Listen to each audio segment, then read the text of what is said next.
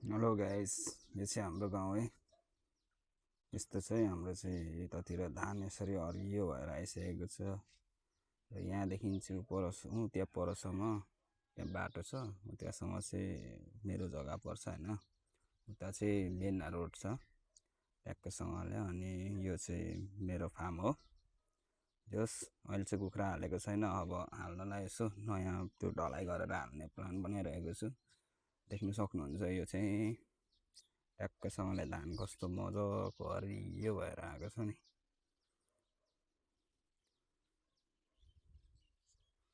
अब यतातिर हेर्न सक्नुहुन्छ, यो चाहिँ मेरो भाइ बस्ने ठाउँ।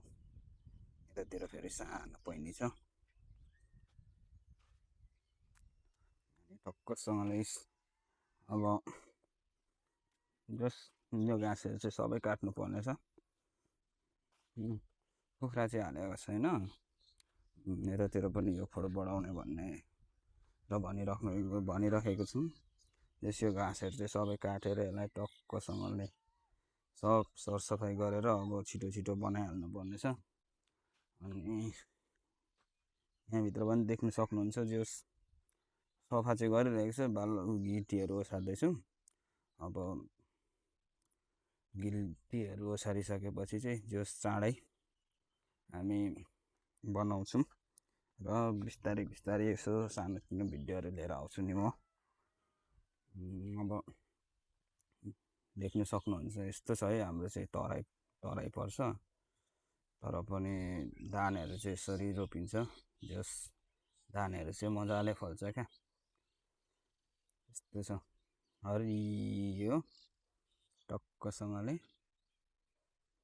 यहाँदेखि सिधै चाहिँ बयरवन बजार पर्छ।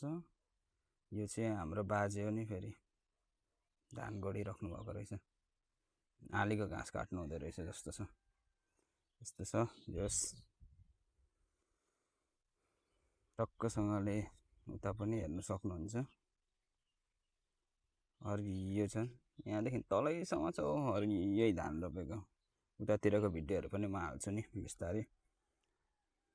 आज चाहिँ यो टक्कसँगले सरसफाइ गर्नुपर्नेछ। अनि सफा गरेर टक्कसँगले बाँससास काट्नु गएर बनाइहाल्नु पर्नेछ क्या।